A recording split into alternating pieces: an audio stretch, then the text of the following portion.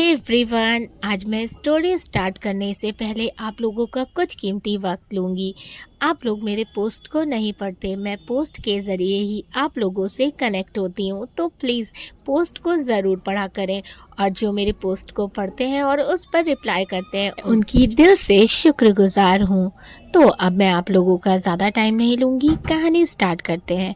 आरोही ने चौंक कर उसकी ओर देखा, मतलब उसे समझ नहीं आ रहा था कि ये आदमी आखिर चीज क्या है। कभी उसकी मदद करता है, कभी उसे डांटता है। वो एक नज़र अव्यन को देखती है और बिना कुछ बोले जाते जाते हल्की सी नाराजगी से उसे घूरती है और बाहर निकल जाती है। अव्यन एक गहरी सांस लेता है और अपनी उंगलियों को अपनी शर्ट पर महसूस करता है, जहां अभी कुछ देर पहले आरोही की उंगलियों की छुअन थी। आरोही उस फाइल को लेकर अपनी डेस्क पर बैठ जाती है और उसको कंप्लीट करने लगती है। आरोही का डेस्क अव्यन के कैबिन के ठीक बाहर था, जिससे अव्यन उसे साफ साफ देख पा रहा था, लेकिन आरोही उसे नहीं देख पा रही थी क्योंकि कांच सिर्फ एक साइड से ट्रांसपेरेंट था। अव्यन अपनी नजरें आरोही पर जमाए हुए था कि तभी टेबल पर रखा उसका मोबाइल फोन रिंग होता है। वो कॉल रिसीव करता है। सामने से कोई कुछ कहता है, जिसे सुन अव्यन का हाथ अपने फोन पर कस जाता है और चेहरे पर बेचैनी साफ झलकने लगती है। वो बिना कुछ बोले तुरंत फोन काट देता है और तेज कदमों से कैबिन से बाहर आता है। सभी एम्प्लॉयज की नजरें उस पर ठहर जाती हैं। अब भाई अव्यन सिंह राठौर किसी के आगे से गुजरे और नजरें न थमे, ऐसा भला हो सकता है क्या? हाँ, लेकिन अव्यन की बेबी गर्ल को छोड़कर उसका फुल फोकस अपने वर्क पर जो था। हमारी मासूम आरोही है ही इतनी हार्ड वर्किंग। भले ही आरोही ने अव्यन को नजरें उठाकर ना देखा हो, पर अव्यन की नजरें उस पर जरूर उठी थी। वो एक नजर उसे देख तेज कदमों से वहां से चला जाता है। तभी अनिल, जो कि उसके कैबिन की तरफ आ रहा था, अव्यन को चाहता देख तुरंत उसके पीछे हो लेता है। आखिर एक मैनेजर होने के साथ साथ वो अव्यन का चीफ बॉडीगार्ड भी तो था। उसके चाहते ही सारे एम्प्लॉय थोड़े बेफिक्र हो जाते हैं, क्योंकि जब तक अव्यन की मौजूदगी रहती है ऑफिस का माहौल सख्त बना रहता है। उसकी कठोर नजरें हर एम्प्लॉय की सांसों को जैसे फ्रीज कर देती है। किसी की भी हिम्मत नहीं होती कि कोई उसके सामने अपनी आवाज भी तेज करे। कुछ देर में लंच टाइम हो जाता है। आरोही अपने साथ लंच लेकर नहीं आई थी, क्योंकि उसे नहीं पता था कि वो सिलेक्ट हो जाएगी। इस वजह से लंच का उसने नहीं सोचा। वो अभी अपने काम में लगी हुई थी। तभी पीछे से एक मर्दाना आवाज आती है, मिस आरोही। आरोही पीछे मुड़कर देखती है तो वहाँ रोहन खड़ा था। वो मुस्कुराते हुए उसकी तरफ आने लगता है और उसके पास आकर कहता है, मिस आरोही, आप अभी भी अपने काम में बिजी हैं। देखिए, लंच ब्रेक हो गया है, आप लंच नहीं करेंगी? आरोही उसकी ओर देखते हुए कहती है, थैंक्स, पर मुझे अभी ये फाइल कंप्लीट करनी है। रोहन तुरंत कहता है, अरे ये काम वाम तो होते रहेंगे, आप इसे बाद में कर लीजिएगा। वैसे भी काम के लिए एनर्जी चाहिए, अगर खाएंगी नहीं तो एनर्जी कहाँ से आएगी? और देखिए, मैं लंच लेकर आया हूँ। मुझे पता है कि आप लंच नहीं लाई होंगी, क्योंकि आज ही आप इंटरव्यू देने आई थी और आज ही आपकी ज्वाइनिंग हो गई। बट नो प्रॉब्लम, मैं लाया हूँ ना, आप इसमें से शेयर करेंगी तो मुझे अच्छा लगेगा। प्लीज़ मना मत कीजिएगा। ये बोल वो तुरंत उसकी बगल वाली सीट पर बैठ जाता है और लंच बॉक्स खोलने लगता है। आरोही तो मुंह खोले हैरानी से उसे देख रही थी, क्योंकि उसने तो अभी तक उस शख्स को बैठने के लिए बोला भी नहीं, और ये शख्स बिना उसकी इजाजत के उसके सीट पर बैठ गया और तो और उसे लंच भी ऑफर कर रहा है। आरोही उसे मना करते हुए कहती है, शुक्रिया, आपने इतना सोचा मेरे लिए, पर अभी मुझे अपने वर्क को कंप्लीट करना है। रोहन कुछ बोलता उससे पहले ही 3 लड़के उन दोनों के पास आते हैं और रोहन से कहते हैं, अरे रोहन, तुम यहाँ हो, लंच नहीं करना? फिर आरोही की ओर देखते हुए खुद को इंट्रोड्यूस करवाते हैं, हेलो मिस असिस्टेंट, मैं राज, ये विपुल और ये रोहित है। आपकी खूबसूरती के चर्चे तो पूरे ऑफिस में फैले हैं। आरोही थोड़ा अनकंफर्टेबल फील कर रही थी क्योंकि वो लोगों से थोड़ा कम ही मिलती जुलती थी, स्पेशली लड़कों से। वो दोनों लड़के, जिनमें एक का नाम राज, दूसरा विपुल और तीसरा रोहित था, अपना हाथ आगे बढ़ाते हुए कहते हैं, आपका नाम क्या है? आरोही थोड़ा झिझकते हुए बिना हाथ बढ़ाए कहती है, आरोही वर्मा। वो तीनों उसके हाथ ना बढ़ाने पर असहज महसूस कर तुरंत अपना हाथ पीछे कर लेते हैं। रोहन ये देख हल्के से मुस्कुरा देता है। राज मजाकिया अंदाज में कहता है, लगता है आप काफी शाय हैं। कोई नहीं, आई लाइक शाय गर्ल। आरोही कुछ नहीं कहती। विपुल, जो कब से उसके कुछ बोलने का इंतजार कर रहा था, मुस्कुरा कर कहता है, आपकी तरह आपका नाम भी काफी खूबसूरत है और सच कहूँ तो आप बोलती हुई ज्यादा अच्छी लगेंगी। रोहित बोला, बिल्कुल सही कह रहा है विपुल, आप बातें करती हुई ज्यादा प्यारी लगेंगी। आपकी वॉइस भी कितनी स्वीट है और आप तो है ही गॉर्जियस। यू नो व्हाट, आपकी जितनी खूबसूरत लड़की इस पूरे ऑफिस में नहीं है। आरोही, जो काफी असहज हो रही थी उसकी मौजूदगी से, हल्की सी स्माइल लिए उनकी ओर देखते हुए कहती है, थैंक यू, पर मुझे अभी काम करना है। अगर आप लोग बुरा ना माने तो क्या मैं अपने काम पर ध्यान दे सकती हूँ प्लीज? रोहन तुरंत कहता है, राज, विपुल और रोहित, तुम लोग कैंटीन जाकर लंच करो, मैं थोड़ी देर में आता हूँ। राज हंसते हुए बोला, ओके ब्रदर, जल्दी आना। और मिस आरोही, हो सके तो आप भी काम को साइड कर लंच के लिए आ जाइएगा। I assure you that our company will keep you engaged and entertain. ये बोल वो तीनों एक नज़र आरोही को देखते हैं और हंसते हुए मुस्कुराते वहां से चले जाते हैं। वहीं ज्यादातर फीमेल एम्प्लॉय आरोही से चल रही थी, इसीलिए उसके पास नहीं आती, और एक लड़की और थी जो दूर खड़ी आरोही को बुरी तरह से घूर रही थी। वो आरोही की खूबसूरती और उसकी लाइमलाइट से जल रही थी। वो चलकर उन दोनों के पास आती है और आरोही की ओर देख तिरछी मुस्कान लिए कहती है, वाह, देखो तो जरा, आज ऑफिस का पहला दिन है और आज ही इसने लड़कों में इंटरेस्ट लेना शुरू कर दिया। मतलब सच में काफी पहुंची हुई चीज हो तुम, आरोही वर्मा।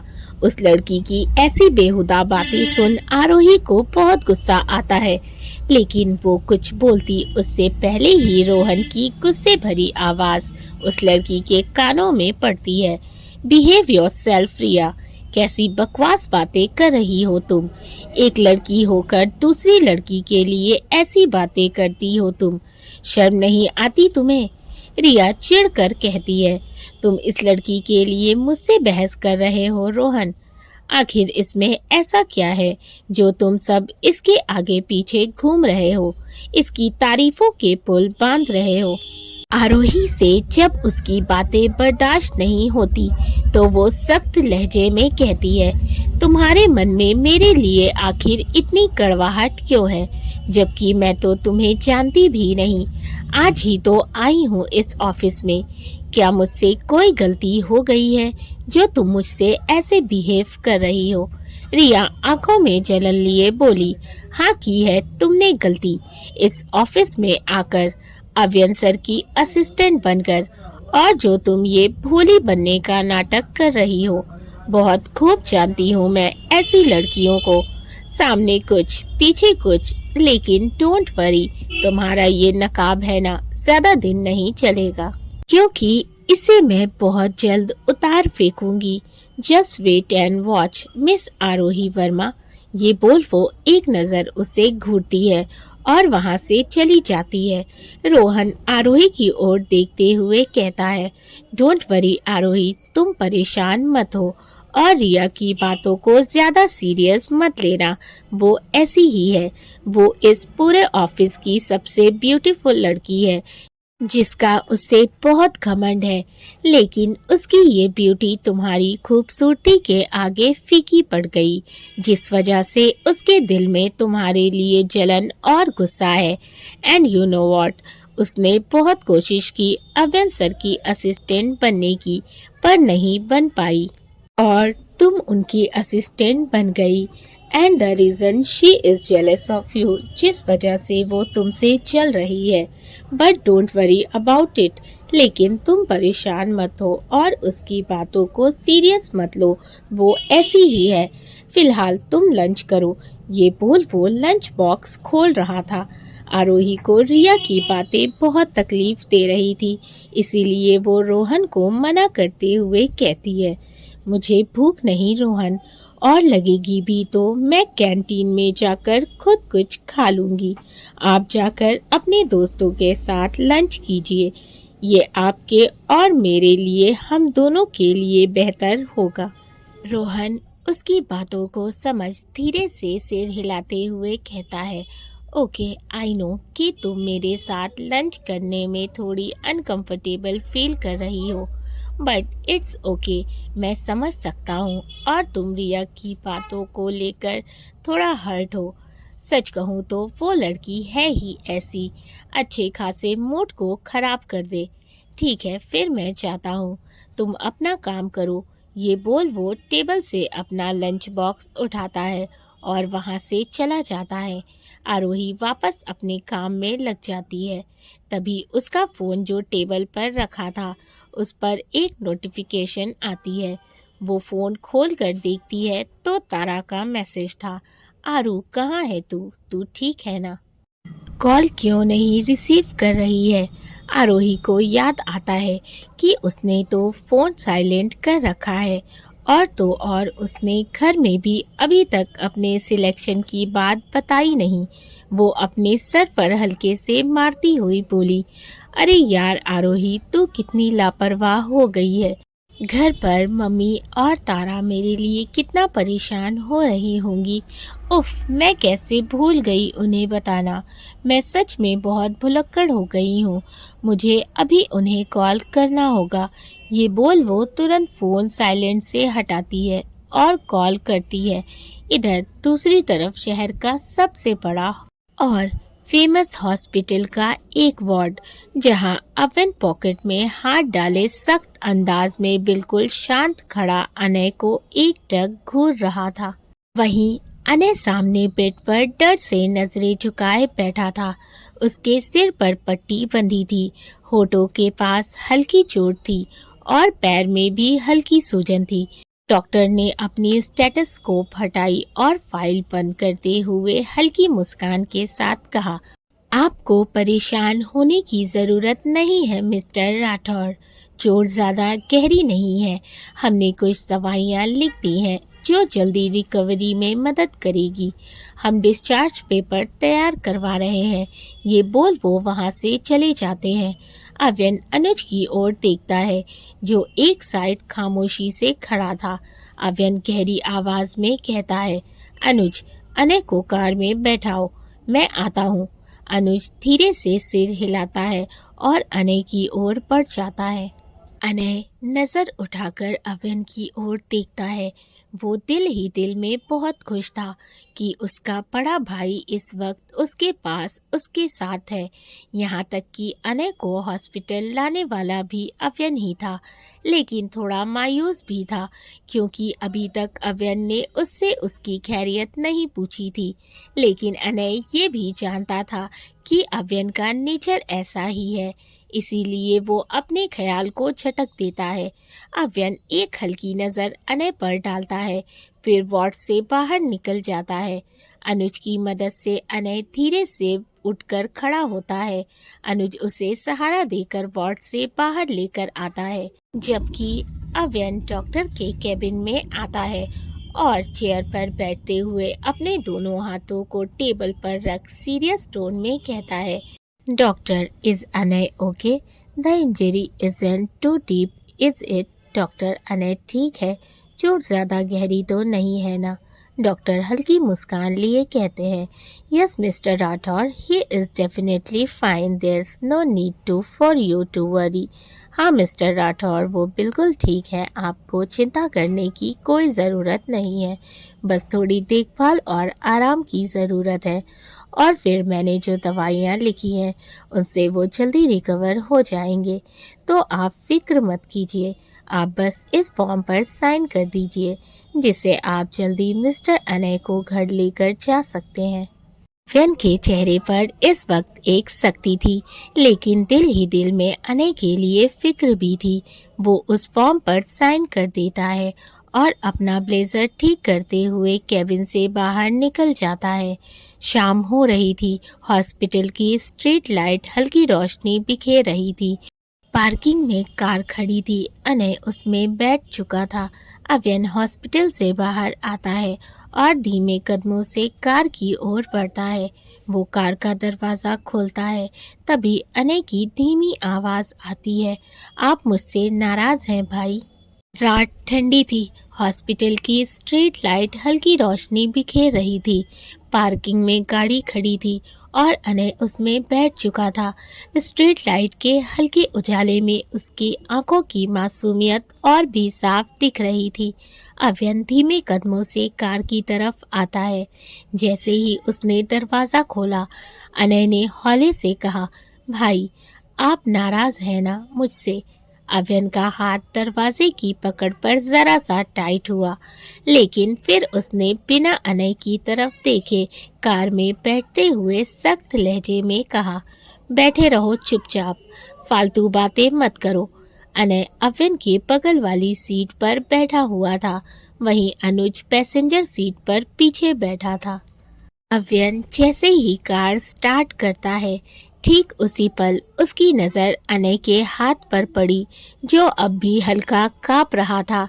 उसने बिना कुछ कहे गियर बदला और फिर अपनी जैकेट की पॉकेट से चुपचाप एक चॉकलेट निकालकर डैशबोर्ड पर रख दी। अनय एक पल के लिए चौंक कर उसे देखता है। उसकी आंखें अव्यन से जवाब मांग रही थी। शायद ये इस वजह से था कि अव्यन ने कभी उसकी परवाह सामने से नहीं की थी। हाँ, वो ज़रूर उसकी फिक्र करता था, पर हक से नहीं। अनय हैरानी और चेहरे पर खुशी लिए उसकी ओर देख रहा था, लेकिन अव्यन कुछ नहीं कहता, बस सामने की ओर देखता रहता है, जैसे कुछ हुआ ही ना हो। पर अनय के चेहरे पर एक बड़ी वाली मुस्कुराहट आ जाती है। वो जानता था कि अव्यन दिखाता कुछ और था और कुछ और करता था। कार स्टार्ट हुई और सड़क के सन्नाटे में दोनों भाई एक बार फिर साथ थे। एक ऐसा रिश्ता जहां प्यार तो था, पर उसे जताने की इजाजत नहीं थी। कार अपनी धीमी रफ्तार से सड़क पर दौड़ रही थी। अंदर गहरा सन्नाटा था, बस हल्की हल्की ठंडी हवा खिड़कियों से टकरा रही थी। अनय की नजरें बार बार डैशबोर्ड पर रखी उस चॉकलेट पर जा रही थी। उसके होठों पर एक मुस्कान थी, छोटी मगर बहुत गहरी। अव्यन अब भी आगे देख रहा था। उसकी आंखें सीधे सड़क पर टिकी हुई थीं, पर उसका दिमाग शायद कहीं और था। थोड़ी देर बाद अनय धीरे से चॉकलेट उठाता है और उसके रैपर को खोलते हुए हल्की आवाज में कहता है, भाई, आपको पता है, बचपन में जब भी मैं गिरता था, मॉम मुझे चॉकलेट देती थी ताकि मेरा ध्यान दर्द से हट जाए। शायद आपको भी यही लगा होगा ना? आरती राठौर का जिक्र आते ही अव्यन के सामने फिर एक बार कुछ फ्लैशबैक घूम जाते हैं। 5 साल का अव्यन साइकिल चला रहा था जब उसके सामने एक छोटा बिल्ली का बच्चा आ जाता है, जिसे बचाने के लिए वो सडनली अपनी साइकिल मोड़ता है, जिससे उसका बैलेंस बिगड़ जाता है और वो सीधा जमीन पर जा गिरता है। उसके घुटने छिल जाते हैं और माथे पर भी थोड़ी चोट आती है। वो था तो नन्हा बच्चा ही। ना चाहते हुए भी उसके आंखों से आंसू बहकर गालों तक आ जाते हैं। तभी उसके सामने एक हाथ आता है जिसमें एक बड़ी सी चॉकलेट थी, जिसे देख अव्यन के चेहरे पर बड़ी सी मुस्कान आ जाती है। वो अपनी नजरें उठाकर ऊपर देखता है तो सामने 27 साल की एक लेडी प्यारी सी स्माइल लिए उसे देख रही थी। उन्हें देखते ही अव्यन खुश हो जाता है और खिलखिलाते हुए कहता है, आंटी आप?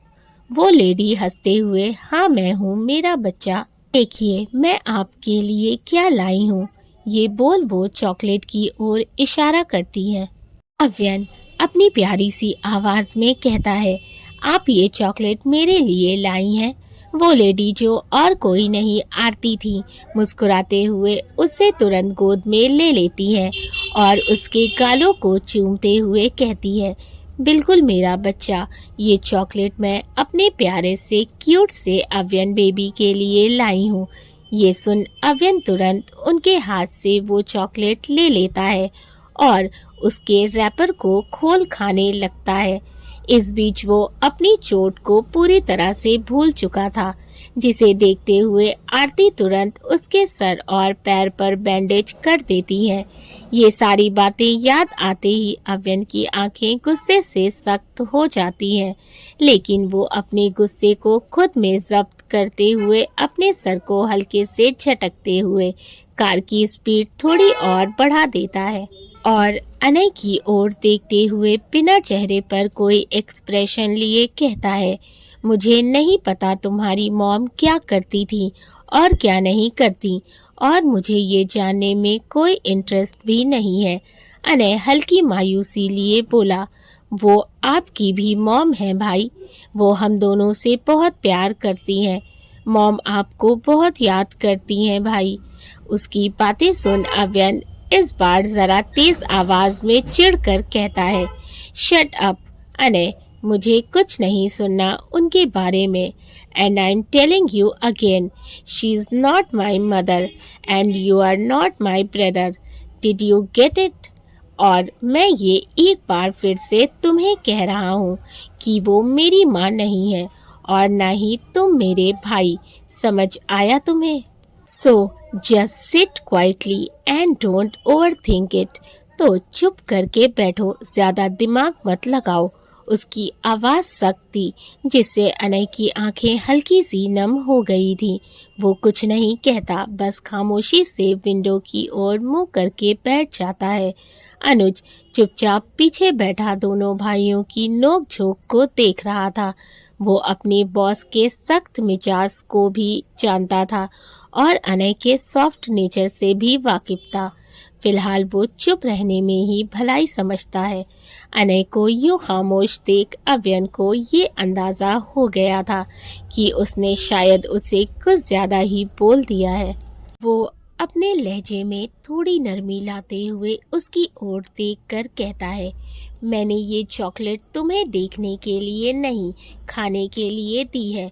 अगर अब तुमने इसे नहीं खाया तो फिर मैं इसे वापस रख लूँगा या फिर अनुज को दे दूँगा। फिर मत कहना कि मैंने वार्निंग नहीं दी। उसकी धमकी में छिपी नरमी को अनय बखूबी महसूस कर लिया था।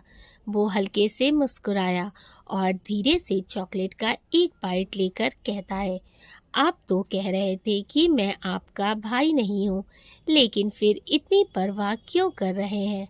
अव्यन का हाथ स्टीयरिंग पर हल्का सा टाइट होता है, लेकिन उसने कोई जवाब नहीं दिया। वहीं अव्यन को अपने भाई की फिक्र करता देख अनुज मुस्कुरा देता है। अनय हल्के से हंसा, फिर अव्यन की ओर देखकर बोला, वैसे जब मैं बेहोश था तो आपने मुझे हॉस्पिटल कैसे पहुंचाया? अव्यन एक गहरी सांस लेता है, फिर एक ठंडी नजर उसे देखते हुए कहता है, तुम्हें याद करने की जरूरत नहीं है, अब ठीक होना बस। अनय ने सिर हिलाया, उसकी आंखों में चमक थी। कार एक सिग्नल पर रुकी।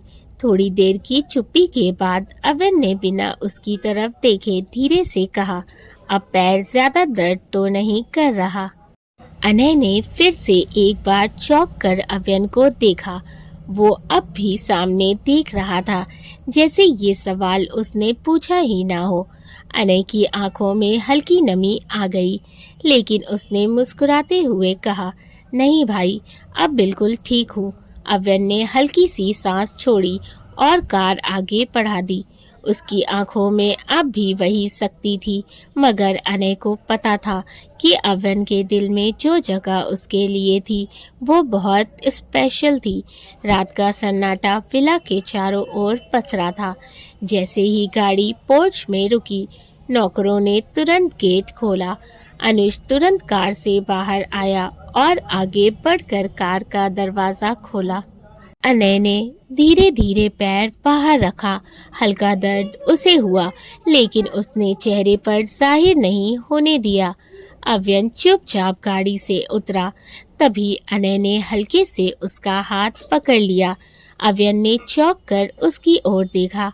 अनय हल्की मुस्कान लिए बोला, भाई थैंक यू मेरे लिए यहाँ आने के लिए। अव्यन की आंखें कुछ पल के लिए रुकी, फिर उसने अपना हाथ छुड़ाते हुए सर्द लहजे में कहा, अंदर जाओ, तुम्हारे मॉम डैड वेट कर रहे होंगे। अनय आहिस्ता से हाँ में सिर हिलाता है और धीमे कदमों से आगे बढ़ने लगता है, जिसमें वो थोड़ा थोड़ा लड़खड़ा रहा था। अव्यन तुरंत अनुज को इशारा करता है, जिसे समझ अनुज तुरंत अनय का हाथ पकड़ उसे संभालते हुए विला के अंदर ले जाता है। जाते जाते अनय एक बार हल्का सिर मोड़कर अव्यन की ओर देखता है। उसकी आंखों में अब भी वही शक्ति थी, लेकिन अनय जानता था उस शक्ति के पीछे प्यार छुपा था, जो कभी लफ्जों में नहीं आ सकता था, लेकिन एहसासों में था। हर एक लम्हे में अनय के अंदर जाते ही अव्यन के चेहरे पर जो शक्ति थी, अब वो नमी में बदल चुकी थी। उसकी आंखें बता रही थी कि उसे अनय की कितनी फिक्र है। एक वही तो है जो उसके लिए मैटर करता है, बाकी कोई रिश्ता नहीं। लेकिन अपने ईगो के चलते वो इस खूबसूरत रिश्ते को मानने से भी इनकार कर रहा है। दोस्तों, आई होप कि आप लोगों को कहानी अच्छी लग रही है, मेरी मेहनत पसंद आ रही है तो वीडियो को लाइक कर दीजिएगा। चैनल को सब्सक्राइब नहीं किया है तो कर लें। स्टोरी को अपने फैमिली एंड फ्रेंड्स के साथ भी शेयर करें। मिलते हैं कहानी के अगले एपिसोड में। Thank you for watching and keep supporting. Love you all.